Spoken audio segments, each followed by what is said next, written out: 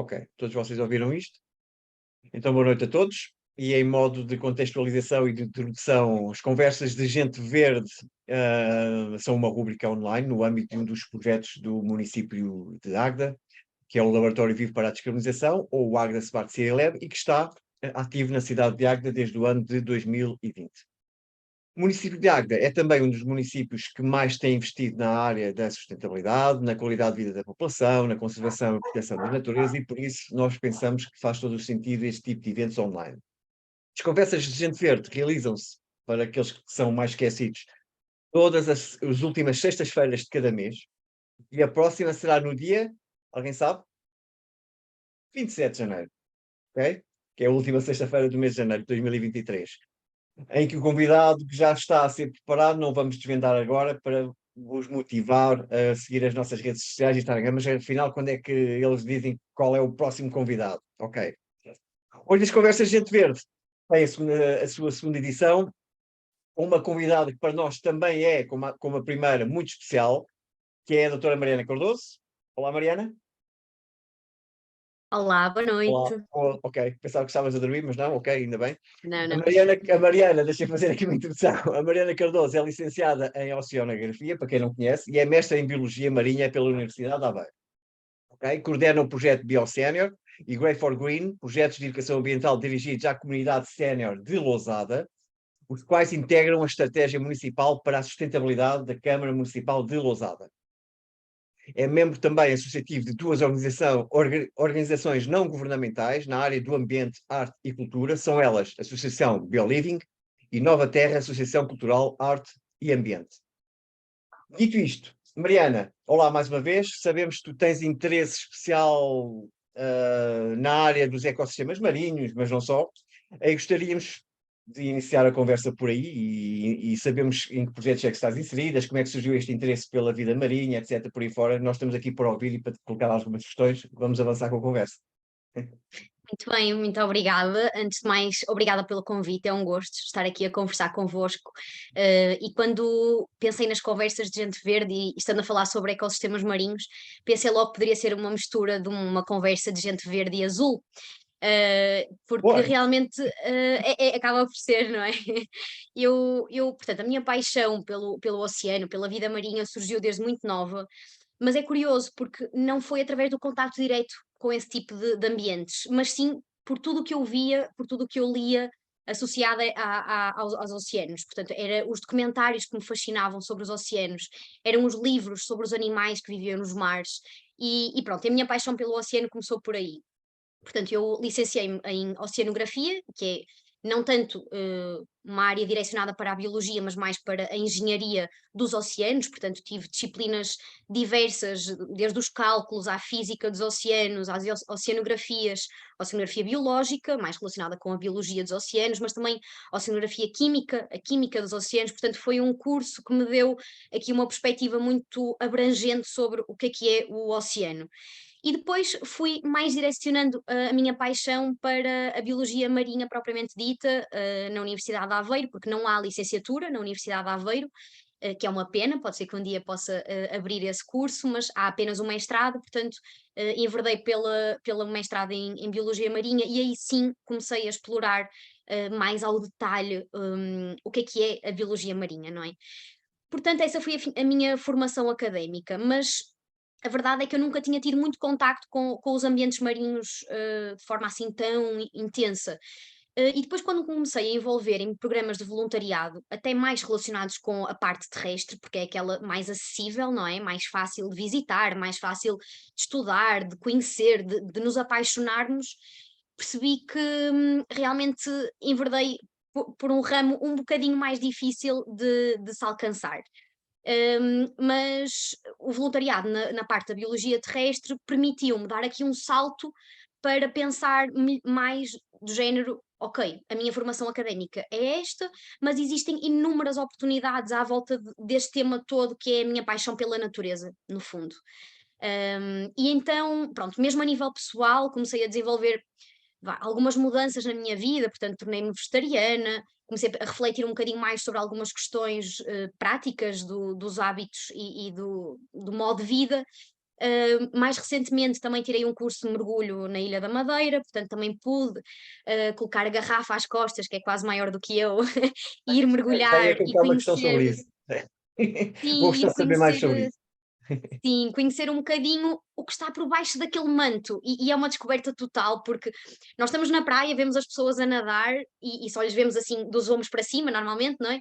E quando mergulhamos parece que estamos noutro mundo e apesar de eu ter tido bastantes receios e medos por conta da dificuldade em respirar, as técnicas todas temos que aprender, no curso, foi uma descoberta total de um mundo que não é o nosso de forma natural, não é?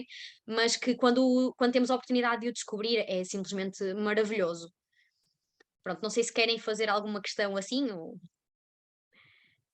Vocês podem, para não ser sempre eu, podem colocar. De qualquer maneira, eu já faço. Vá, ok, Jéssica. Então vai, eu vou começar com uma para descontrair.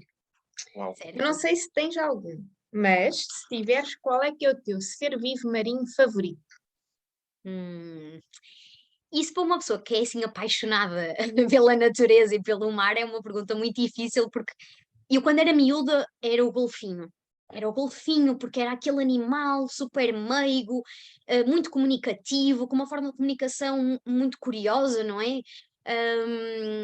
Que viviam assim também de forma, portanto, de forma sociável. Portanto, eu identificava-me bastante com o golfinho e no meu quarto tinha os posters e os bonecos e os peluches, era os golfinhos. A verdade é que tive a oportunidade de ir ao Zumarino com o meu irmão. Ele pagou-me, na altura, o bilhete para eu ir nadar com os golfinhos e na altura eu adorei. Foi assim uma experiência, mas a verdade é que passado um tempo fez-me refletir muito sobre os animais em cativeiro, nomeadamente para este tipo de exibições. E fiquei até bastante envergonhada em pensar como é que eu adorava tanto este animal, por vê-lo nos mares, não é? Com um comportamento completamente natural, normal, de um ser vivo selvagem, e depois compactuei, ainda que criança, não é? Porque era uma coisa que eu queria muito, o meu irmão só me fez a vontade, compactuar com este tipo de coisas, e então criou-se aqui uma série de ideias à volta dos golfinhos, e então a verdade é que hoje em dia olho para outros animais, as estrelas do mar, porque quando vou à zona intertidal da Aguda, que é uma zona que eu adoro, tenho a possibilidade de as observar e de as respeitar também, não pegando nelas, não as tirando da água. Depois, quando fiz mergulho, o curso era até aos 20 metros de profundidade, isto é um segredo. Mas o professor sabia que havia, portanto, no fundo desse banco de areia onde nós estávamos, no fundo mesmo, havia lá, portanto, uma estrutura que era dos pescadores, uma espécie de uma rede, que ficou lá no fundo depositada durante muitos anos. E havia lá um cavalo marinho a viver, e ele conhecia já, não é? Os mergulhadores mergulham todos os dias, eles conhecem exatamente os hábitos e os lugares onde os animais mais gostam de estar. E então nós quebrámos assim um bocadinho esse limite dos 20 metros e fomos aos 23 para podermos ver o cavalo marinho. E foi absolutamente maravilhoso, como aquele medo todo que eu tinha e estava sempre tensa. Eu tenho 1,53 m e eu gastava mais oxigênio do que o meu colega que estava comigo, o meu buddy, o meu amigo Gonçalo Abreu, tem 1,80 m, eu gastava mais oxigênio. Isto tinha que ver, obviamente, com o stress e com o nervosismo de estar lá em baixo, sabendo que não podia ir disparada lá para cima se precisasse, não é? E então, quando eu olhei para aquele cavalo marinho, foi assim, os primeiros momentos que eu tive a mergulhar, em que me esqueci de tudo e só fiquei a olhar para ele. Portanto, eu diria assim, em forma de resumo, que se calhar o cavalo marinho. Até porque o macho é que carrega portanto, os bebés e toda essa mística à volta deste animal, acho que é um animal maravilhoso. Olha, explica-nos um bocadinho como é que foi esse interesse do mergulho. Vocês têm um treino prévio, obviamente, aquilo, se calhar são alguns meses ou semanas de treino, e sei que também tem limites de profundidade, ok. Exatamente. E isso tem a ver também com Existem. a... Ok, ok. Sim, Sim, é isso que sim. eu quero. Desenvolve, desenvolve. Portanto, existem vários cursos, não é? Existe o Open Water, que foi o curso que eu fiz, que lá está, são os primeiros 20 metros de profundidade. E depois existem outros, que podes ir aos 40 metros, enfim. Acho que o meu interesse não passará muito por esses, porque a verdade é que mergulhar, nós vemos os mergulhadores, por exemplo, aquele grande mergulhador, oceanógrafo, cineasta, o Jacques Cousteau, era tipo o rei do mergulho, e nós vemos nas imagens da televisão algo que não quer dizer que não seja bem assim, mas tem muita coisa por trás que não passa, não é? Porque assim, uma garrafa é o que suporta a nossa vida. Depois existem pressões, existem tempos de descida, tempos de subida, tempos de paragem, existem, portanto, técnicas que nós temos que aprender, porque no caso da máscara ficar presa numa rocha, ou de nós perdermos o nosso colega, portanto, existe uma série de coisas associadas ao curso de mergulho que eu não fazia ideia, e eu vou-vos dizer, ainda bem, porque se eu soubesse, eu acho que não tinha tirado o curso. Portanto, foi olha, acima de tudo, uma descoberta brutal. Eu sentia-me um peixinho dentro d'água, tipo um nemozinho dentro d'água. E a verdade é que até a nível pessoal acabou por ser uma grande prova de superação para mim, porque eu a certa altura, nós não fizemos muitos momentos na piscina, porque a piscina era usada pelos banhistas também, então nós acabámos logo por ir para o mar. Havia condições para tal também, obviamente. E então foi assim um descobrir de tudo ao mesmo tempo e não me permitiu criar barreiras. Pronto, as barreiras só foram criadas no próprio momento em que eu estava a tirar o curso, mas eu queria muito aquilo, portanto eu agarrei-me a isso e depois fui-me fascinando, não é? Porque nas aulas vai-se vendo a biodiversidade marinha a acontecer à nossa frente. E os cardumes a passar por cima de nós, e aquela moreia com a boca aberta, assim, aquelas feiosas, num canto de uma rocha a olhar para nós. Então sentimos-nos mesmo num mundo que não é nosso, mas que está ao nosso alcance, não é? E portanto foi mesmo assim um desafio muito grande e foi muito bom ter tirado o curso também com um amigo, não é? Uma pessoa em quem eu confio, que deve ser é um peixe dentro da água, portanto, se eu estava nervosa, ele transmitia-me toda a segurança que eu precisava em determinados momentos. Foi um desafio muito interessante. Eu aconselho, mesmo quem não queira tirar o curso de mergulho, se quiser experimentar um batismo, portanto, tem outra segurança, tem outro acompanhamento, é super, super tranquilo, seguro e já dá para ver muita coisa. Batismo vai ter quantos metros? É ali mesmo só à O superfície? batismo, olha, eu como não fiz batismo, porque eu Ok, atirei-me logo para o curso, eu nem sei quantos metros é que são, sou ok. sincera. Mas eu creio que é Os 3 talvez um metros. pouco menos que os 20 metros, por aí, é. Pois não deve ser, pois é. Eu lembro quando fui à Madeira, fui fazer uma atividade, que é o coastering, nós andámos mesmo pela costa, junto às rochas e às ondas, e depois mergulhávamos, passávamos para outra rocha, etc. Sempre com muito cuidado, porque também há ali bastante biodiversidade. E no final Exato. eles deram-nos uma máscara para nós podermos andar ali num local mais calmo, mergulhar e podemos ver a vida marinha. E de facto é fabuloso. Aquelas cores do fundo do mar, com aqueles peixes todos, nós não imaginamos a beleza que aquilo é. Eu lembro de andar lá e que aquilo vêem-se cardumes com peixes maiores e mais pequenos, coisas a passar por nós. Sim, então, mas eles não fogem, eles estão mesmo ali ao pé de nós, é espetacular. E depois com a paisagem, digamos, do fundo do mar, com a areia, com as rochas, pronto, com aquelas anémonas todas, e de facto foi uma experiência maravilhosa que eu tive. Não pensava que o fundo do mar fosse assim tão engraçado, mas foi muito giro e aconselho toda a gente a experimentar, de facto. Mesmo que tenha receio, Exatamente. sim, eu entendo que, e na altura isso foi falado, e nós percebemos que o nosso cérebro, quando vocês põem aquilo na cara ou na boca e põem a cabeça debaixo de água, o vosso cérebro não quer, não é? Começa-vos a dificultar a respiração e tira a máscara e vem para cima, etc. Mas vocês têm que dominar isso, porque se não dominarem não vão conseguir fazer atividade. Depois começam a sentir grande falta Exatamente. de ar, falta de ar. Pai, não tem nada de falta de ar, o cérebro é que vos está a dizer que tem falta de ar para vocês tirarem aquilo tudo. Portanto, vocês têm que manter a calma, diminuir as pulsações cardíacas. Isso aconteceu comigo e com o Bruno, na altura, também foi comigo à Madeira, e de facto, mas é muito engraçado. Vocês acabam por se dominar melhor nessa área e perceber que de facto vocês têm outro tipo de domínio sobre vocês próprios. Ok? Exatamente, sem dúvida. Depois, claro que, por exemplo, quem tem a capacidade incrível, quando eu estive em Cabo Verde, conheci uma pessoa que tinha essa capacidade, que é fazer apneia. Então aí é ainda melhor, porque os animais quase nem se apercebem que tu estás ali, porque quando estás com a garrafa, o respirar e tudo acaba por gerar ali vibrações na água e sons, e eles detectam-nos e acabam por se esconder mais. Em apneia é tipo o sonho de mergulhar sem que eles deem quase conta que tu estás ali, mas depois também é muito engraçado, porque alguns peixes já conhecem os mergulhadores, já sabem que eles estão ali, pronto, É para dar natural. uns passeios. E então acabam por seguir os mergulhadores durante quase todo o mergulho. E então tu vês ao fundo dos teus pés os peixinhos ali a acompanhar-te e não sei o quê.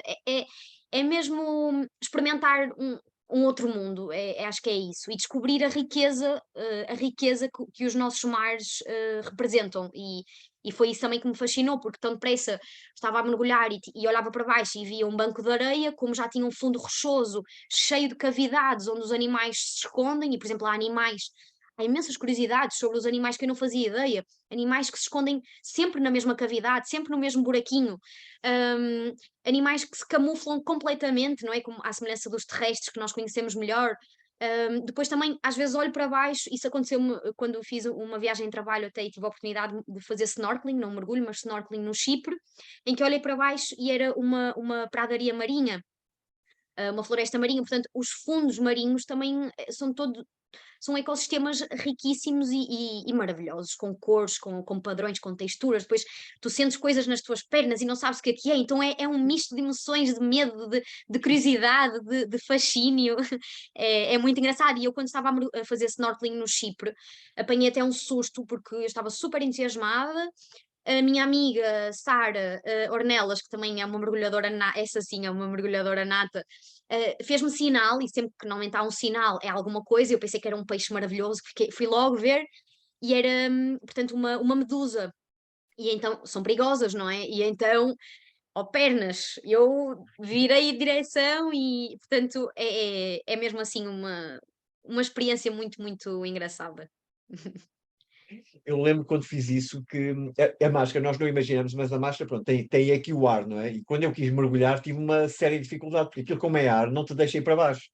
Ok? Eu, a cabeça fez assim logo para cima, quer dizer, então, mas como é que eu vou mergulhar? E fiz um esforço enorme para conseguir ir até lá abaixo, porque é praticamente o dobro do esforço, não é? Porque tens aqui uma bolha de ar, não te Exatamente. deixa ir lá abaixo. Por isso é que Tens levamos os barbateiras, pesos pesos, equivalentes e não sei o quê, tudo exatamente. isso, claro. Ok.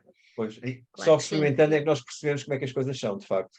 É muito Sim, engraçado. mas para quem tem um bocadinho de pânico do mergulho, o snorkeling já, quem gostar e tiver a oportunidade, já dá para descobrir um bocadinho desse mundo. E às vezes até numa praia onde estamos ali a apanhar um bocadinho de sol, dá para ir fazer snorkeling e já se vê muita biodiversidade marinha ali mesmo ao pé de nós. Ok. Mesmo na zona costeira, não é? Exatamente. É, não é? Eu agora vou fazer uma pergunta daquelas chatas. O mundo dos oceanos é um mundo maravilhoso, mas o que é que tu achas da problemática dos plásticos e da poluição, que também estás a combater, não é? Em Gaia. O que é que tu sentes em relação quando tu vês essa poluição, o que nós humanos estamos a fazer aos nossos oceanos? É uma pergunta realmente que ninguém às vezes gosta de fazer, não é? Mas que é super relevante que se faça. E por acaso no Chipre, quando eu estava a mergulhar com essa minha amiga, houve uma das zonas em que ela mergulhou primeiro que eu. E eu fui vestir o biquíni e tal, fui-me preparar, e quando ia a entrar, ela disse: Mariana, não entres. E eu, que estranho, o que é que se passa? São as correntes? Ela esteve ali a tentar sair do mar e tal, saiu e disse: não há peixes, não há nada, só há lixo. E de facto isso faz-nos ter essa percepção, não é? Debaixo daquele manto azul maravilhoso, está uma série de coisas maravilhosas, mas também completamente destrutivas. Mas eu acho que, portanto, é sem dúvida uma realidade, está a acontecer em qualquer lugar que nós vamos, portanto, quer seja uma praia, quer seja a fazer mergulho, portanto, o lixo está presente em todo o lado, mas eu tenho visto a problemática dos oceanos de um ponto de vista até, tento ver de um ponto de vista um bocadinho mais holístico, mais abrangente, porque são tantas ameaças que depois têm efeitos cumulativos, e acabam por ter consequências que nós às vezes podemos até ter uma ação no dia a dia que possa, pelo menos, esses efeitos serem mitigados. Eu estou a falar, por exemplo, do consumo de peixe. Porque, pronto, os plásticos é sem dúvida um problema que existe, está identificado, já existem N soluções tecnológicas e não tecnológicas que possibilitam, portanto, a remoção desses resíduos, tanto das praias como mesmo dos mares. Mas depois há uma série de outras coisas que não se fala ainda e que têm um impacto brutal nos ecossistemas marinhos, como por exemplo a pesca. Eu até sugeria, não sei se vocês depois podem deixar alguns links, algumas coisas assim associadas a esta conversa, mas há uns tempos a WWF lançou um guia que se chama Histórias por Detrás do Nosso Prato. É algo assim do género, em que basicamente estão apresentadas as 10 espécies mais consumidas da Europa e daqui da zona do Mediterrâneo também, porque efetivamente nós somos um povo, temos uma cultura muito de peixe. Comemos cerca de 20 quilos por ano, em média, cada português. Isto é 50 vezes mais, portanto, do que há uns anos atrás. Ou seja, estamos a consumir muito mais peixe do que aquele que se consumia antigamente, porque também, obviamente, eram situações de pobreza, muitas vezes, não é? Muitas famílias, na maior parte das famílias, antes do 25 de Abril e tudo isso. Portanto, há aqui uma série de outras questões associadas, obviamente. Mas também muitas vezes há certos temas que eu considero que são tabus, tal como o consumo de carne, a nível de impacto ambiental, como o consumo de peixe. E esse guia de pescado fala sobre as 10 espécies mais consumidas da Europa e explica também de que forma é que nós, ao queremos consumir determinadas espécies, de que forma é que podemos fazê-lo, tendo o menor impacto possível nos estoques de peixe dos oceanos. Porque quando houve, eu sou de Gaia, portanto sempre convivi com amigos e pescadores daqui da zona da Aforada, por exemplo. Quando saiu, portanto, a legislação começou a restringir um bocadinho a retirada, digamos, da sardinha, por exemplo, houve uma revolução, houve uma resposta muito negativa por parte dos pescadores a essa medida que foi levada avante. E a verdade é que, passado alguns anos, depois de se ter percebido que efetivamente os estoques têm uma capacidade incrível também de se regenerarem, os pescadores começam a perceber que as medidas fazem sentido. Portanto, se até os pescadores, que muitos deles são pessoas que nem tiveram possibilidades de estudar, nem de conhecer nada deste mundo que nós conhecemos a nível da investigação científica e tudo mais, nós, não é, que somos pessoas informadas e, portanto, tivemos outras oportunidades muitas vezes, acho que também passa por isso, porque assim, não deitar lixo para o chão, isso já se falava há 30 anos. Já há coisas muito antigas a dizer não deite lixo, deposite no lixo e tal, e mesmo a reciclagem. E eu acho que agora temos que dar um bocadinho um passinho mais à frente e pensar num tipo de coisas, tal como a nossa forma de consumir pescado, por exemplo. Mas sim, eu acho que o cenário é um bocadinho. Não é muito favorável, digamos assim, mas eu acredito, porque tenho que acreditar, porque senão deixava de trabalhar em conservação da natureza, eu acredito que vamos conseguir pelo menos mitigar de alguma forma estes impactos todos que estão a ser sentidos pelas espécies, pelos habitats, pelos ecossistemas marinhos, tudo um pouco. Porque há aqui uma coisa muito importante, que eu acho que mesmo os miúdos nas escolas falam-nos muito sobre as árvores, temos que plantar árvores, porque as árvores vão produzir oxigênio, e as árvores efetivamente têm esse papel regulador e é extraordinário e essencial, mas mais de metade do oxigênio que nós respiramos vem do oceano. E se nós perguntarmos às crianças, olha, tu sabes de onde é que vem a maior parte eu acho que as crianças vão dizer das árvores, não é? Porque é aquilo que estão.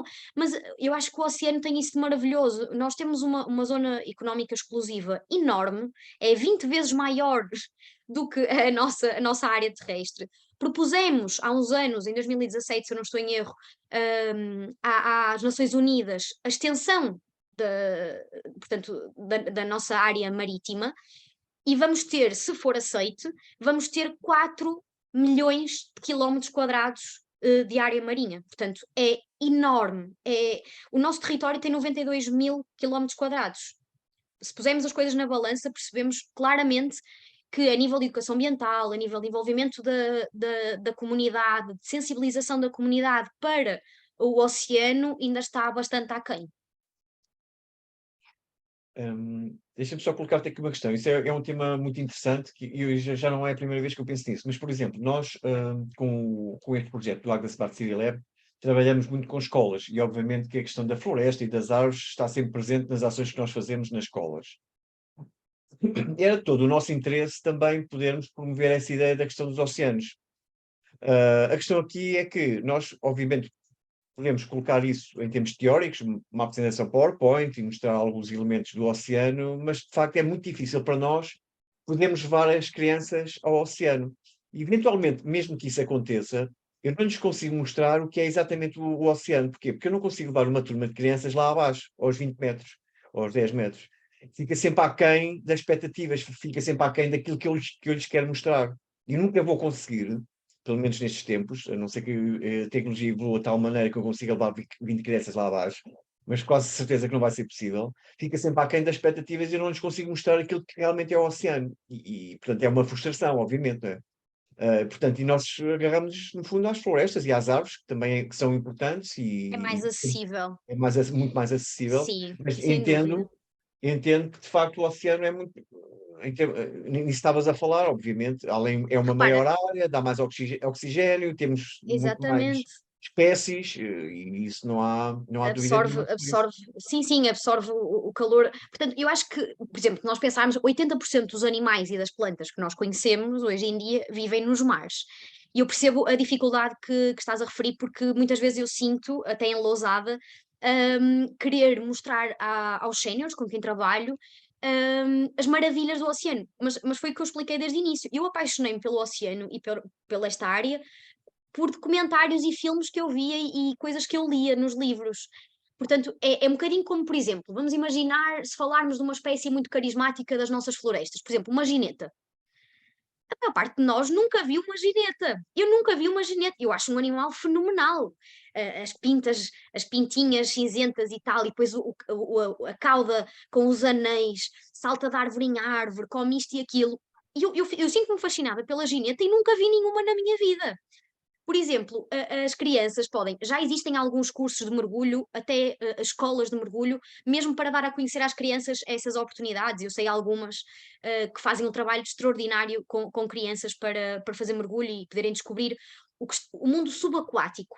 Mas à face daquilo que os nossos olhos conseguem ver sem termos que nos meter dentro da água, a biodiversidade marinha tem uma diversidade brutal. Por exemplo, se falarmos numa zona entre marés, numa zona intertidal, eu pareço uma criança, eu vou para lá sozinha, eu levo uma máquina fotográfica, eu levo o meu telemóvel, ando ali pé ante pé para não calcar nada e não sei quê, e fico ali horas, às vezes até vou para a praia e quando dou conta não estive na praia, só estive na zona intertidal a ver os animais, porque, e depois, por exemplo, na Aguda, em frente tem a Estação Litoral da Aguda, que é um museu de pescas, um aquário e um centro onde também podem conhecer mais a biodiversidade e ali a zona dos pescadores da Aguda. Portanto, eu acho que está ao alcance. Claro que as crianças que moram numa zona mais de interior não podem ir à praia todos os dias, ver o que existe, mas se for deitada à sementinha, eu acho que é perfeitamente possível nós fascinarmos as crianças e fascinar o interesse delas, porque se pensarmos com uma zona, portanto, com uma área marítima tão vasta que nós temos em Portugal, com as atenções direcionadas para o oceano, como estão a ser direcionadas hoje em dia, em que dizemos que o futuro também está no mar, quer seja as energias renováveis, quer seja os toques de peixe, quer seja o turismo, o que seja, nós precisamos de biólogos marinhos, nós precisamos de oceanógrafos, nós precisamos de pessoas que estejam direcionadas e interessadas em estudar e em trabalhar as temáticas do mar. Porque senão daqui a 20 ou 40 anos até podemos ter uma área marítima do tamanho do mundo, mas se não tivermos especialistas, investigadores, pessoas interessadas nestas áreas, não conseguimos fazer nada com isso, nem fiscalizar, nem implementar, nem estudar, nada. E eu acho que passa um bocadinho por aí também, eu acredito muito que as crianças podem ter contacto, porque até o peixe que elas comem, por exemplo, imagina, fazer uma atividade de educação ambiental sobre o peixe que elas comem no dia a dia, por exemplo, ou na escola, e saber onde é que aquele peixe vive, ou seja, no fundo elas estão a ter contacto com um determinado tema, embora não possam efetivamente ter o animal à frente dos olhos delas, percebes? Portanto, eu acho que é difícil, claro, Por isso é que a investigação na área do mar é tão complicada, porque é inacessível, não é? E é muito caro, e tem uma série de outras questões associadas, mas é possível, eu acho que é possível. Alguma questão? Mariana, em relação à questão das. Eu acho que isso é um problema que, obviamente, já deves ter, se não estudaste, já deves ter dado conta disso, é a questão da acidificação do meio marítimo. Tu achas que isso tem muito a ver com a ação humana? Achas que isso tem a ver com a questão das alterações climáticas?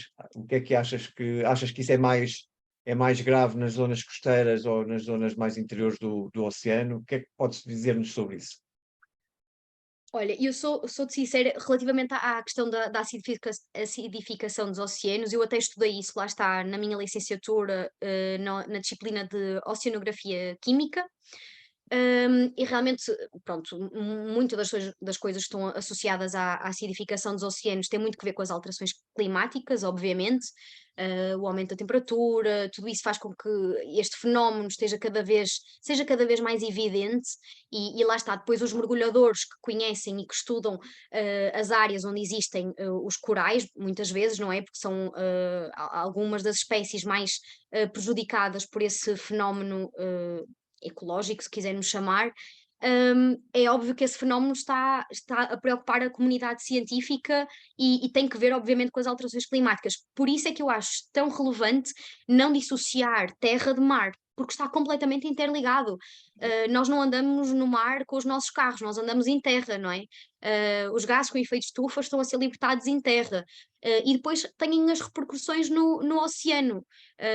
Eu acho que essas questões são muito importantes nós sabermos que elas existem, mais ou menos como é que funcionam, mas eu acho que tem muito que ver com de que forma é que nós podemos, em terra, reduzir a nossa pegada, não é? A nossa pegada ecológica, para que esses efeitos não sejam sentidos nos oceanos da forma que estão a ser sentidos, porque estruturas como um coral, não é? Que suporta uma biodiversidade marinha imensa, ao estarem, portanto, fragilizados e mortos, acabam por ter também efeitos em toda a cadeia alimentar, em toda a cadeia trófica marinha. Portanto, eu acho que, sem dúvida, é relevante nós conhecermos esses fenómenos e saber como é que eles funcionam, a que é que estão associados, e sabemos que tem muito que ver com as alterações climáticas, mas eu acho que hum, nós temos a informação já de quais é que são as nossas principais ações, portanto,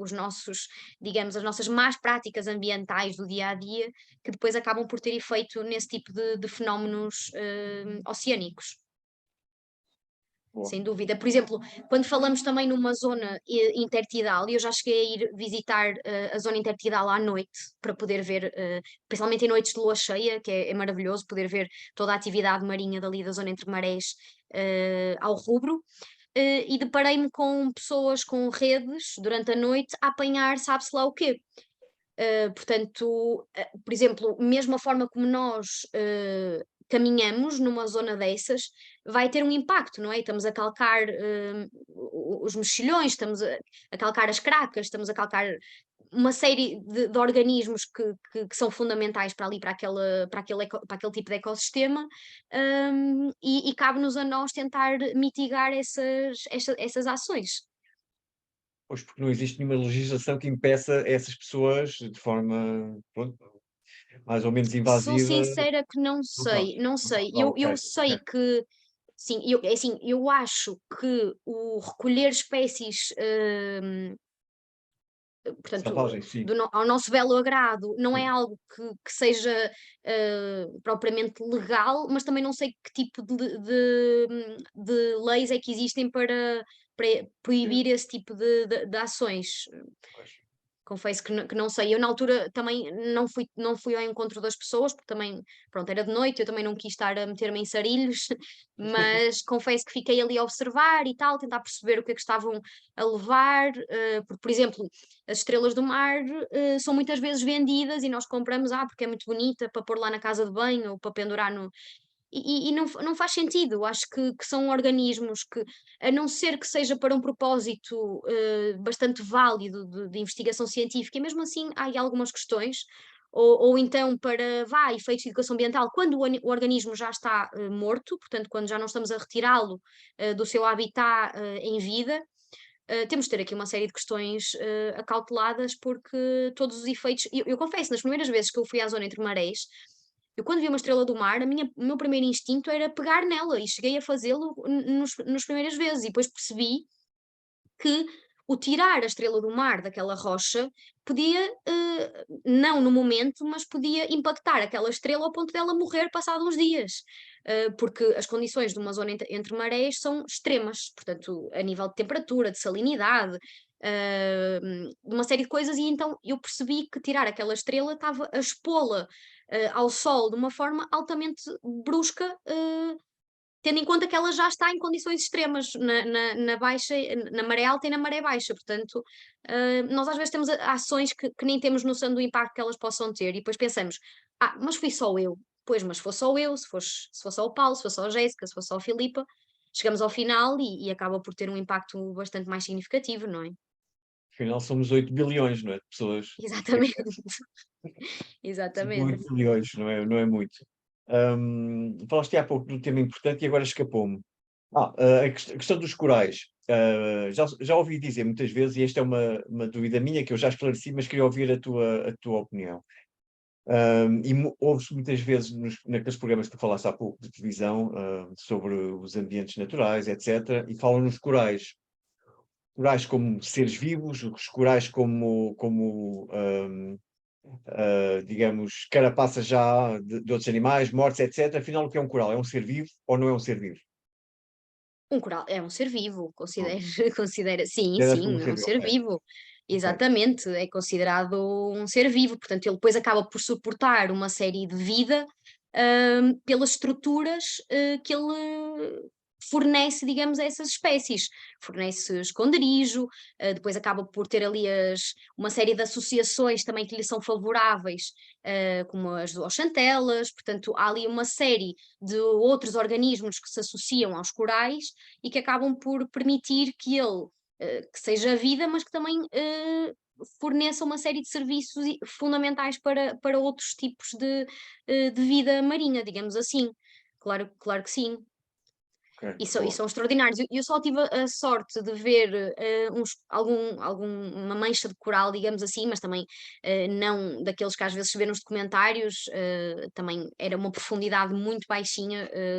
Eu até tive imenso cuidado, porque acho que estar a fazer snorkeling ou mergulho e estar a calcar as espécies para mim não faz sentido, mais vale ficar em terra. E tive a sorte de ver um coral onde andava lá à volta um tubarão. Eu não sei qual era a espécie, porque não tive a oportunidade de ver, um tubarão bebê. Portanto, e um peixe-balão também, e uma série de outros peixes que andavam ali à volta. Portanto, são zonas que lá está, que vale a pena espreitar, se tivermos essa oportunidade, respeitando sempre, obviamente. Um dos princípios do mergulho e desse tipo de experiências é. A primeira regra de todas é mesmo não tocar na biodiversidade, não tocar nos animais, nas plantas, nas algas, e nada, nada, nada. Porque lá está, são sensíveis, são frágeis. Eu quando pegava na estrela do mar, as primeiras vezes que as vi, eu achava que não tinha mal nenhum, até porque ela tem uma estrutura rugosa, não é? Com aqueles espinhos e tal. E depois percebi que não, que elas são bastante frágeis até, não é? E que estão ali numa situação de fragilidade na maré baixa, portanto, temos que ter alguns cuidados, sem dúvida. Sim, até porque elas não estão habituadas a ter contacto com animais terrestres como nós, não é? E eventualmente transmitir alguma bactéria que não faz parte nem sequer daquele ecossistema e poder causar algum Exatamente, problema grave, não é? exatamente. Até Ok. mesmo o lixo marinho, ainda no outro dia estive a ler um artigo sobre isso. Nós associamos o lixo marinho a que tipo de problemas? É a ingestão, o estrangulamento de alguns animais, não é?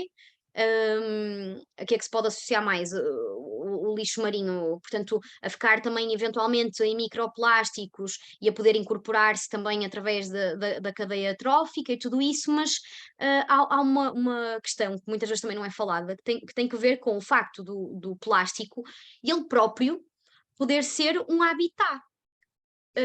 e poderem-se desenvolver determinados organismos, como espécies invasoras, que vão ali à mercê daquele plástico, porque o plástico é muito durável, não é? É essa a vantagem e ao mesmo tempo a desgraça dos plásticos, é que é muito durável e pode andar ali no oceano tempos e tempos, vai-se fragmentando, mas pode ser um veículo também para doenças, para novas doenças em determinadas áreas, para a introdução de espécies invasoras, para competição, portanto, os plásticos, de facto, são um problema gigante em várias perspectivas, não só na questão da ingestão dos plásticos pelos animais. Já tiveste algum contato com uma dessas ilhas de plástico no oceano ou não? Eu tive, em agosto, fui fazer um voluntariado para Cabo Verde, lá está, eu como não trabalho na parte do mar, eu sempre que posso, fujo Podes aqui falar. para o mar e fiz um voluntariado que foi, nem tenho palavras, foi mesmo transformador a vários níveis, até a nível pessoal. E estive na Ilha da Boa Vista, em Cabo Verde, e então estive lá quase um mês a fazer monitorização da desova das tartarugas marinhas, na Praia da Boa Esperança. E eu vou-vos dizer, eu tive um choque de realidade, porque nós aqui, pronto, como há pouco a Sónia perguntou, eu tento aqui na zona de Gaia, através de um projeto que criámos na Associação BioLiving, que é o Agir Entre Marés, eu tento sensibilizar, tentamos sensibilizar, envolver as pessoas, a comunidade local, os estudantes, para recolher os lixos da praia, para conhecer as espécies que existem numa zona dunar, para saber o que é uma paliçada. E existe lixo, efetivamente. Mas em Cabo Verde, numa das primeiras patrulhas que eu fiz, porque o voluntariado era noturno, eu trabalhava à noite, 6 horas por noite, foi quando estava a fazer uma patrulha, começou a nascer o dia, numa das praias, e eu fiquei em choque. Eu nunca tinha visto tanto lixo na minha vida, nunca tinha visto tanto lixo. Foi quando o sol começou a nascer e eu comecei a pensar: "Ai, que bom, agora vai nascer o sol". E eu comecei a olhar à minha volta e eu pensei: "O que é isto?" Porque, portanto, as correntes também muitas vezes acabam por ter determinadas, direções que faz com que haja esta acumulação em determinadas, zonas das ilhas, e a zona onde eu estava era uma dessas, que havia grande acumulação. Como não há recolha, porque também é uma zona pouco acessível, não há turismo, se o turista não vê, não faz mal estar ali. Digo eu, isto é só uma provocação. Porque muitas vezes nos municípios no nosso país isto acontece, existe recolha dos resíduos na época balnear, e assim que a época balnear acaba, há um desleixo, pronto, há uma falta de cuidado e depois movem-se os cidadãos que, como no outro dia eu fui passear com uma amiga e com o meu cão e vi 3 ou 4 senhoras a apanhar lixo, ainda me perguntaram se eu queria apanhar, mas por acaso eu não podia mesmo, porque estava com uma amiga que estava grávida, mas e pronto, e não era o propósito. Eu acho que aqui também há uma questão essa questão dos plásticos chocou-me em Cabo Verde. Pronto, respondendo mais diretamente à tua pergunta, e fiquei muito triste. Aliás, tínhamos lá um voluntário bastante mais velho, com quase 60 anos, em comparação connosco, éramos todos bastante mais novos, e ele era alemão, é alemão, e ele começou a desafiar-nos a ir apanhar o lixo das praias. Vocês não imaginam, numa hora estávamos para aí 6 pessoas e não saíamos de tipo 6 metros quadrados. Foi encher sacos, sacos, sacos. E depois lá está, foi aí que também que me deu mais uma vez o clique do e a pesca? Porquê? Porque um dos resíduos que mais aparecia eram imaginem, uns baldes pai, deste tamanho, pretos, com uma entrada em cima grande e uma pequenina em baixo, e nós não sabíamos o que era aquilo, aparecia tanto, tanto, tanto, tanto. E nós fomos pesquisar e percebemos que aquilo era uma armadilha para a apanha do polvo. E muitos deles vindos de Portugal. Portanto, em Portugal utiliza-se muito este tipo de armadilha e também em zonas da costa africana. Ou seja, nós estamos a consumir um peixe que temos um impacto que não fazemos ideia. E aquilo, porquê que aquilo aparecia tanto? Porque a comprar aquela armadilha era barato.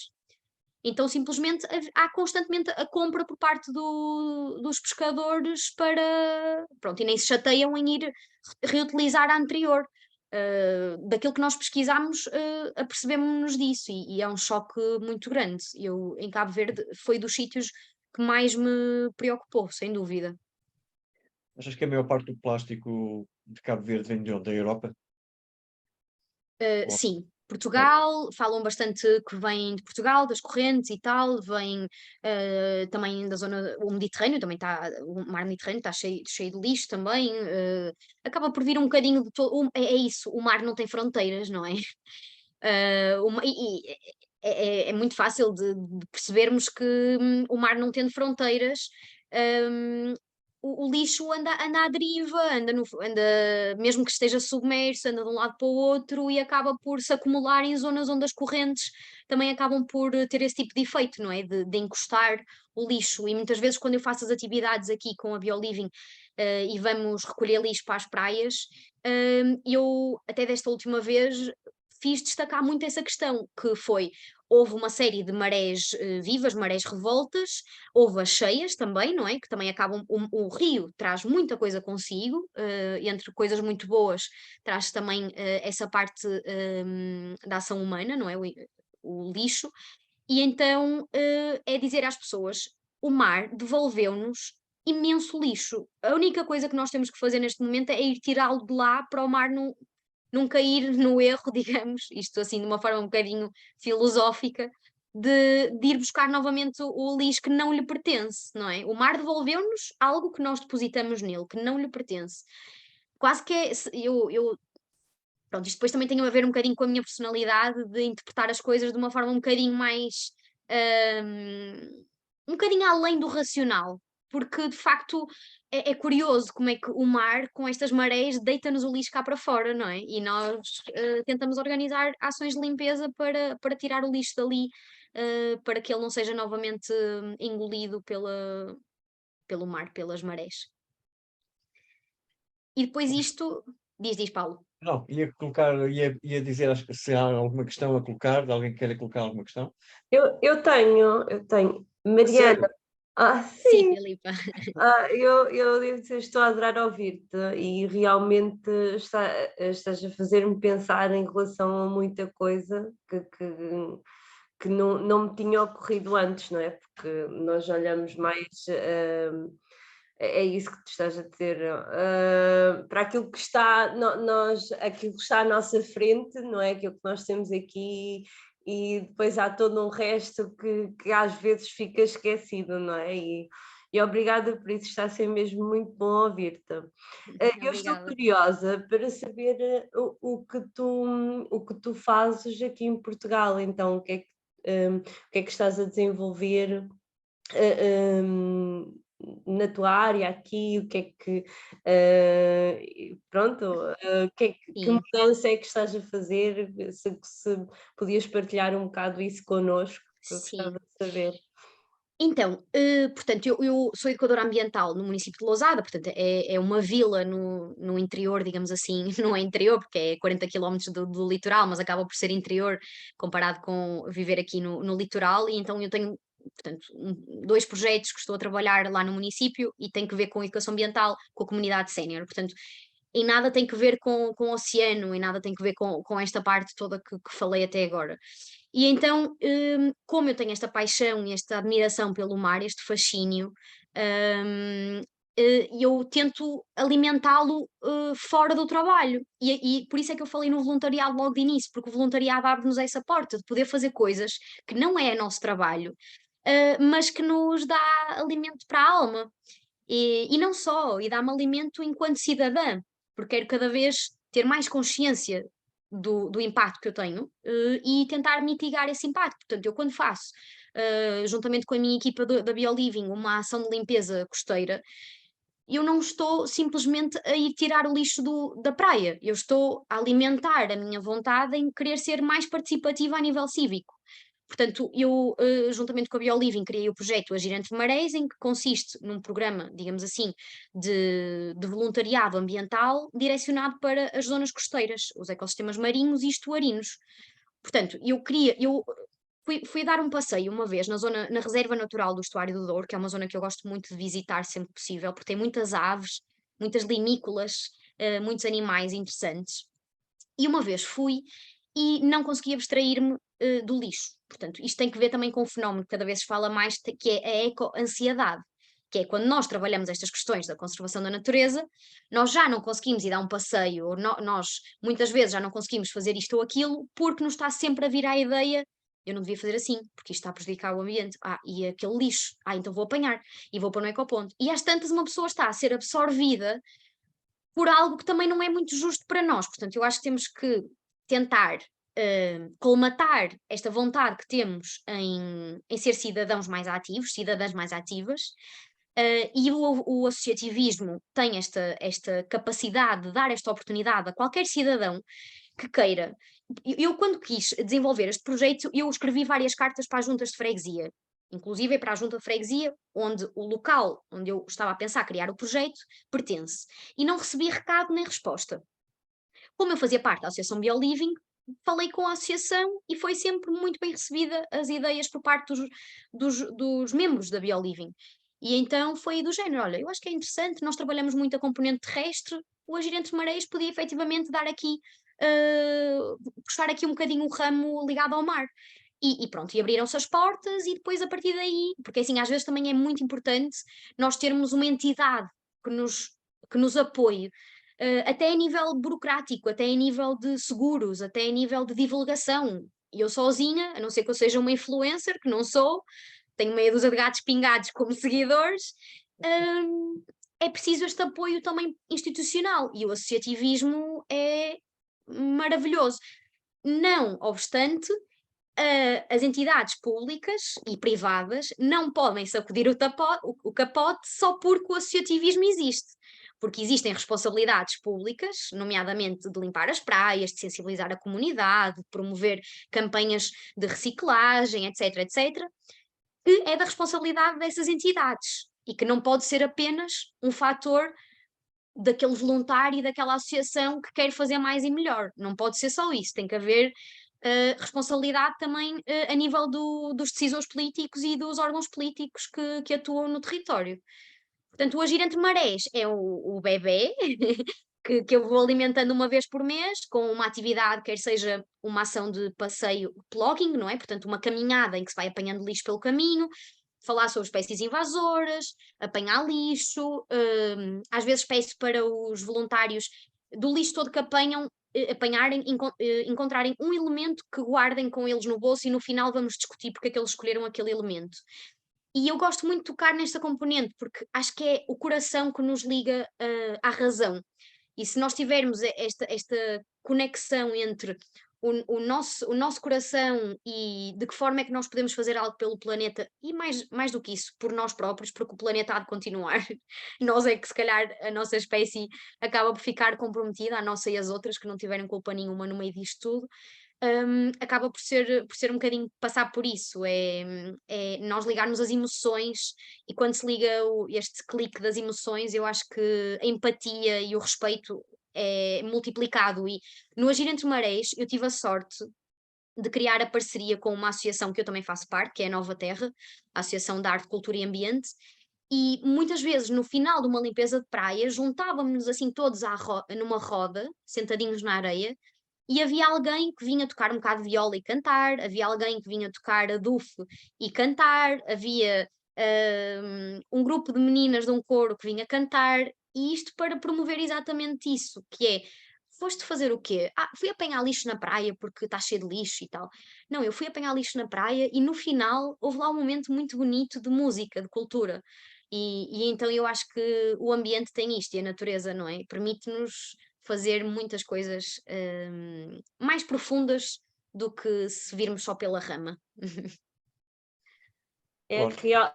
realmente é o desfrutar, não é? É o desfrutar daquele momento, Exatamente, basicamente, não é? exatamente. Focaste em uma questão importante, que é a questão das instituições e a responsabilidade que elas têm em relação ao meio ambiente, mas cada vez vai ser mais isso.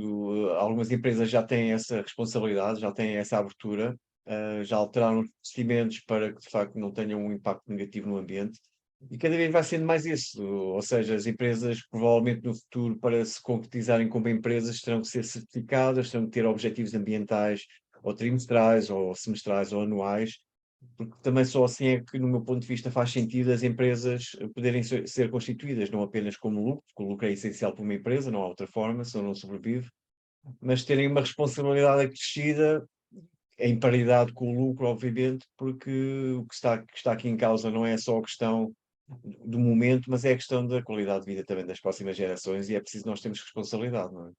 Nessa área. Exatamente, sem dúvida. E eu acredito muito naquela ideia de às vezes o menos é mais. E nós tentamos focar-nos, muitas vezes, nós e as empresas, no futuro da tecnologia vai salvar o planeta e vai salvar-nos a todos, e eu não concordo muito com essa abordagem. E lá está, isso tem a ver muito também com a minha maneira de ver as coisas e de me aperceber de que a perceber-me que muitas vezes o menos é mais.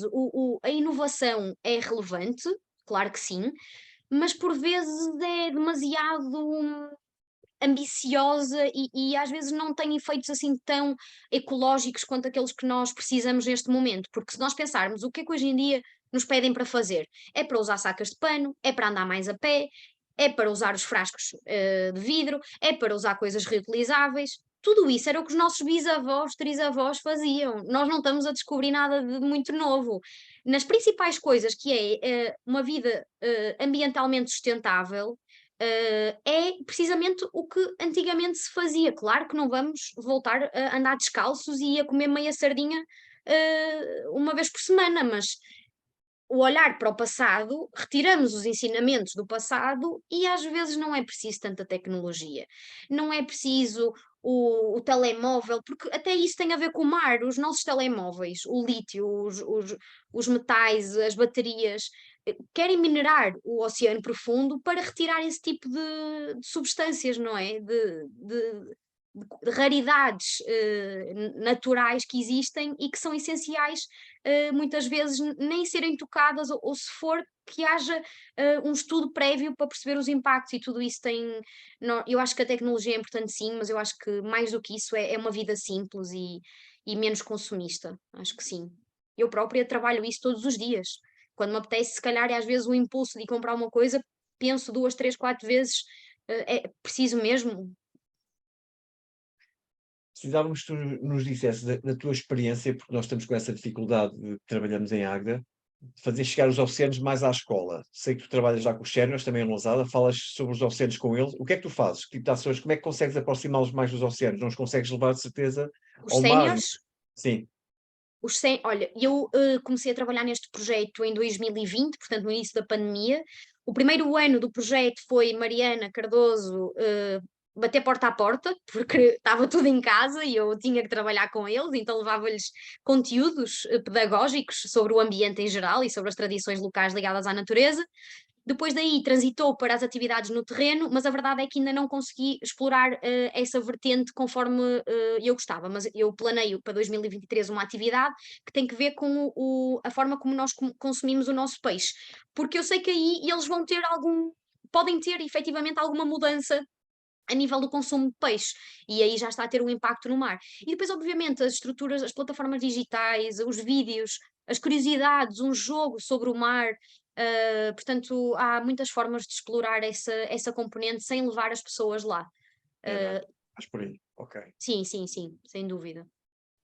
Pois, nós de facto temos a dificuldade porque estamos longe do mar, não é? E obviamente que para levarmos as crianças ao mar, possivelmente só com a ajuda da Câmara, financiado pela Câmara ou ao autocarro da Câmara, mas lá está, isto tem que ser no horário em que eles têm que perder várias horas, ir ao mar e vir. Mas ir ao mar fazer o quê? Quer dizer, se calhar nem posso ir ao alto mar com eles, não posso mergulhar com eles, Não. isso é que seria Por isso é que extremamente eu interessante. digo, sim, por isso é que eu digo, muitas vezes eu acho que passa por sensibilizar e despertar um interesse e uma curiosidade para aquele mundo, porque depois se aquela criança ficar com vontade de saber mais, ela há de chatear os pais para comprar um livro sobre os mares, ela há de chatear os pais para ir dar um passeio à praia, aquela criança há de procurar uma conchinha quando for, ou seja, eu acho que despertando o interesse, e obviamente sempre que possível poder mostrar algo mais que não apenas histórias e assim, ou seja, poder mostrar um vídeo, poder mostrar um filme, poder mostrar coisas que eles possam ver como é que aquilo acontece, e depois, sempre que houver a oportunidade, eu acho que aquela criança, tendo a oportunidade, vai desenvolver esse interesse pelo mar e pelos ecossistemas marinhos, por tudo isso.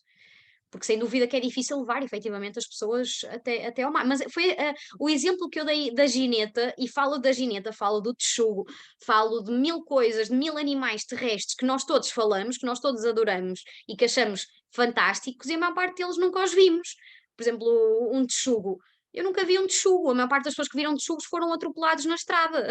E é verdade, não é? A maior parte das pessoas que viu, sei lá, uma raposa ou, sei lá, um leirão foi atropelado. Ou seja, o nosso fascínio muitas vezes pode existir de forma à distância, não é?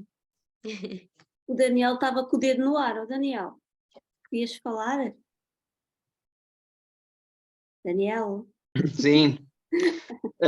Olá, boa noite. Peço desculpa o meu atraso, antes de mais. Boa noite. Boa noite a todos e desde já um grande obrigado à Mariana também por todo este testemunho. Em relação à parte também do mar, quando estive no Parque Vilas de Gaia, fazia ações de sensibilização em todo o litoral, fazia viagens desde o estuário do Rio Douro até as zonas de São Jacinto, com o mais amplo público-alvo, desde crianças à parte dos séniores, e fazíamos um programa que era Dunas Conhecer e Conservar. Ela, se calhar, até já ouviu falar nisso. Sim. E sem dúvida que a forma às vezes a gente conseguir sensibilizar é mostrar também para o dinamismo que tem sido o nosso litoral, o que tem sofrido através daquilo que tem sido as ações do ser humano em relação àquilo que é a ocupação do nosso litoral, das zonas dunares e tudo aquilo que já foi falado anteriormente pela Mariana. E que às vezes realmente a educação ambiental não parte só pelas crianças, porque as crianças até chegaram à parte de poder mandar, ainda pode demorar para aí cerca de 20 ou 30 anos, e neste momento quem manda são quem está neste momento no poder, e realmente é onde a gente tem que tentar se focar, e bem na parte do sensitivismo, e quem está neste momento no poder é o que é o momento crasso em termos daquilo que nós temos que nos focar. Porque é agora que a gente tem que fazer a mudança. O nosso planeta não espera nem mais um ano, não espera mais 2 nem mais 3, porque já estamos a pagar a fatura daquilo que tem sido a nossa má vivência em termos da nossa pegada ecológica que temos feito. Nós tentamos fazer o nosso melhor, mas realmente temos que ter um poder muito mais proativo em relação a isso. E é fantástico estas partilhas, porque acho que só assim é que a gente se calhar consegue tentar mudar algo em prol do benefício de todos nós e das nossas criancinhas que estão a precisar de que nós tenhamos esta atividade bastante forte em termos da preservação do meio ambiente. E o mar, sem dúvida, que é algo que é extremamente importante para todos nós, dá-nos imenso alimento e tudo uma questão. Pronto, em relação àquilo que eu queria dizer, também era um pouco a parte do testemunho que eu passei durante pelo menos mais de 13 anos, em termos de que foi a experiência e que vi uma evolução do nosso litoral muito má. Em que o próprio, ou seja, eu trabalhava no Parque Vilas de Gaia, que é uma empresa municipal, que era pago pela Câmara Municipal, e que a própria Câmara Municipal autoriza a construção de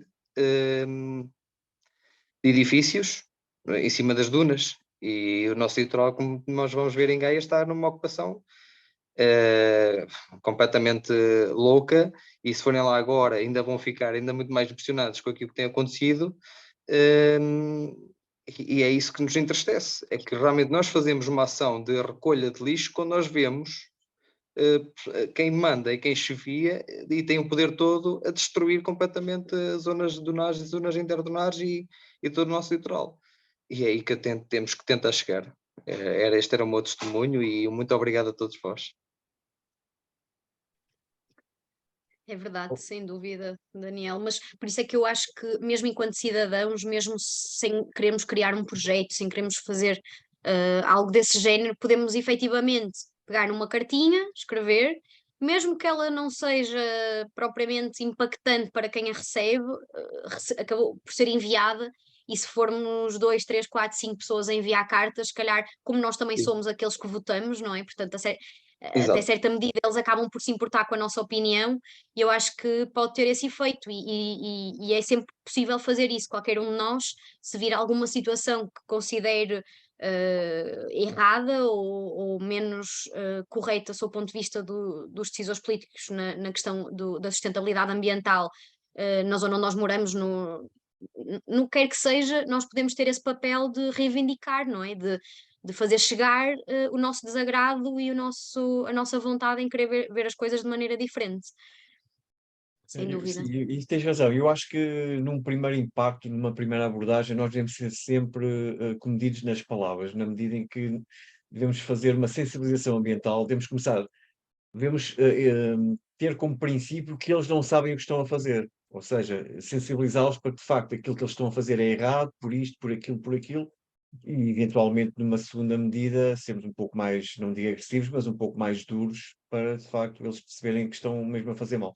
Mas de facto, numa primeira abordagem, nós devemos fazer uma sensibilização ambiental para eles perceberem que de facto aquilo que fizeram foi errado e que nós temos outras soluções e porque é que foi errado. Mas sim, o Daniel também tem razão, nós também devemos ir lá acima, tentar ir lá acima, e muitas vezes eu costumo dizer isto, nós também somos culpados, porque nós muitas das vezes vamos ali ao boletim de voto, vamos lá votar neles e depois andamos 4 anos a penar. E nós temos que ter a noção de quando votamos neles, temos que perceber o que é que estamos a votar, ou se queremos continuar com a mesma política, ou se queremos mudar e o que é que queremos mudar. Não é? Não é estarmos a reclamar, mas a cozinha vai sempre ao mesmo, é o que eu costumo dizer e às vezes falo com a Sónia. E vejo na televisão, eu voto neste porque sempre a minha vida votei neste. Quer dizer, isto a mim irrita-me um bocadinho, porque eu estou condenado a este tipo de votos, não é? Porque é mais de metade das pessoas em Portugal que têm este tipo de atitude e eu quero mudar as coisas, não consigo. Estás a perceber? É mais Sim, sim. esta revolta. E E pronto, mais do que isso, temos uma taxa portanto, de não ir às urnas, que agora está-me a escapar a palavra, de abstenção. as pessoas não votam, portanto, também passa por aí, não é? Porque já não acreditam não é, no sistema, nos decisores, não acreditam, pronto, no meio de tanta confusão, no meio de tanta. Pois é assim, no outro dia falava isto com jovens que não sabem bem o que é o sistema político, não é? Não sabem bem o que é que cada um defende, não sabem bem quais são as decisões que vão tomar. Ou seja, há um desconhecimento muito grande também sobre a política, as políticas públicas, e leva a que haja um desacreditar, não é? Por parte dos mais jovens e não só. E depois porque também há um jogo de futebol para ver e tal. Isto. Sim. Mas atenção que isto não acontece com todos os políticos, ok? E posso dizer, e não é por estar aqui a representar um projeto de Águeda, mas a questão do município de Águeda tem uma abertura enorme para aquilo que é a proteção e conservação da natureza, a questão das escolhas das novas tecnologias em prol do ambiente, e tudo isto tem sempre muita decisão com base nestes pressupostos. Portanto, posso dizer que de facto Já a cidade de existem. Águeda, e já Sim, existe, sim, não só Águeda, já mas existem sim, bons exemplos a nível exatamente, nacional. O município de Lousada também, lá está. exatamente, usada também. Exatamente, e outros que já vão fazendo um bocadinho a mudança. É um caminho que temos que fazer, não é? Exatamente. E fazem porque as pessoas estão a pedir, não é? As pessoas começam a pedir que, de facto, essas alterações têm que ser obrigatoriamente feitas, porque começam a ver que a vida já não é o que era e as coisas estão-se a complicar. Mas eu, em E relação a por- este assunto, tenho uma opinião muito péssima, mas não vou deixá-la aqui, não é? Mas pronto. Mas sim, mas nós conseguimos, fazemos aquilo que podemos fazer. Mais alguma questão? Tenho uma última. Ok. Que é também um problema que nós nos deparamos aqui em Águeda, que é, quanto maior a idade, para nós, pessoalmente, mais difícil é tentar fazer ações de educação ambiental ou captar público para isso. E por isso eu queria te perguntar, na tua opinião, qual é que é o aspecto principal que devemos ter em conta quando fazemos educação ambiental para um público mais adulto, mais sénior, truques que tenhas, por exemplo? Mas a nível de cativar as pessoas para se inscreverem ou depois no momento da atividade? Cativar as pessoas para se inscreverem e até mesmo às vezes pensar em atividades mais adequadas à faixa etária. Certo.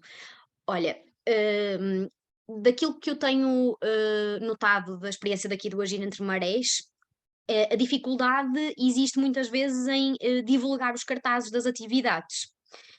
Então, aquilo que tentámos fazer com o Agir Entre Marés foi criar uma rede de parceiros local, que pudesse ajudar a essa divulgação. Portanto, criámos a parceria com a Nova Terra, com a Associação de Arte, Cultura e Ambiente, que também divulgam os cartazes junto da comunidade, a VOL, que é o voluntariado associativo da Universidade do Porto, o voluntariado universitário da Universidade do Porto, isso sim. Depois também com a AMO Portugal, que é uma associação Mãos à Obra, que já tem bastante experiência neste ramo, o que é bom também, ou seja, já teve muitos voluntários a fazer isto, e vai buscar pessoas mais velhas, não é? Enquanto que a VOL vai buscar a malta mais nova da universidade. E depois acabamos sempre também por ter que fazer um grande esforço de divulgação. Não é fácil. Já tive atividades com 4, 5 pessoas e depois já tive outras com 30. É muito variável e às vezes nem sabemos bem o que é que acontece. E eu acho que depois do Covid, durante o Covid, houve muita participação cívica, muita participação por parte dos cidadãos, e agora, como está tudo a acontecer, as festas, já não há Covid, está tudo ao rubro, as pessoas desviaram um bocadinho o foco. Eu acho que é o percurso natural das coisas e, por exemplo, para a atividade de hoje tínhamos 16 voluntários, não é se calhar o número que eu imaginei, mas é um número bastante razoável. Não é fácil. Eu acho que o segredo passa um bocadinho por as parcerias, porque enquanto que a VOL divulga junto da comunidade que já existe, a AMO Portugal divulga junto de outra e junto de outra e acaba por se conseguir chegar a algumas pessoas. Já chegamos a fazer imprimir alguns cartazes e tentar colocar, por exemplo, em bares de praia e tudo isso. E depois é assim, houve uma vez uma atividade que quase não tinha inscritos, então comecei a chamar a família toda. Foi o irmão, foi a cunhada, foi o tio-avô de 86 anos, foi o pai, foi a mãe, foi o primo. E às tantas já vinham amigos da família e eu tive ali a atividade cheia de gente. Portanto, às vezes nós temos que fazer da nossa família também as nossas causas. E eles também podem fazer parte. E depois é sermos um bocadinho chatinhos, é tentar divulgar até que chegue ao máximo número de pessoas. Se eu souber que chegou ao máximo número de pessoas e que só tive 5 inscritos, eu tento pensar, apesar daquela tristeza sempre, não é? Eu tento pensar, fiz o que era possível. Fiz o que era possível. Depois também a parte cultural, o pequenino concerto no fim, o plugging, que é uma caminhada, as pessoas também gostam de caminhar, ou seja, depois há aqui algumas estratégias que já percebemos que também funcionam bem para cativar o público mais velho, porque se fosse só uma limpeza de praia, ou se fosse só uma atividade de educação ambiental, já há tanta coisa a acontecer que é bom que haja algo que distinga a atividade. E as pessoas, como gostam de cultura e gostam de música e gostam de caminhar e disto e daquilo, acaba por ser aí um bocadinho atrativo.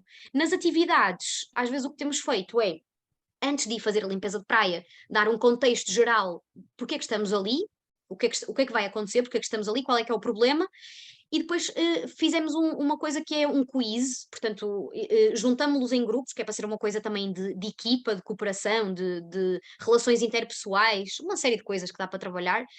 Juntamos os voluntários em equipas de 3, 4 e fazemos um quiz pequenino, tipo meia dúzia de perguntas, sobre aquela zona em específico, sobre a problemática dos plásticos ou do lixo naquele sítio em específico, sobre curiosidades de algumas espécies, para também despertar o interesse, e depois disso, do quiz, partimos para a limpeza.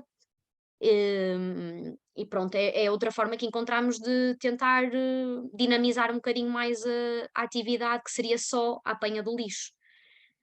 E pronto, e depois obviamente associarmos a entidades um bocadinho maiores, por exemplo, as parcerias com a Fundação Oceano Azul, que depois nos permite ir ao Oceanário de Lisboa a apresentar o projeto e conhecer mais pessoas que trabalham nisto também, que até têm muito mais experiência do que nós nesta área, portanto é basicamente, a minha mãe no outro dia dizia-me, e eu estou quase a terminar, que dizia assim, no poupar, ela dizia, eu não concordo nada com aquela ideia de no poupar é que está o ganho. Eu concordo com uma que é, no partilhar é que está o ganho. E eu estou completamente de acordo com a minha mãe, é uma sábia.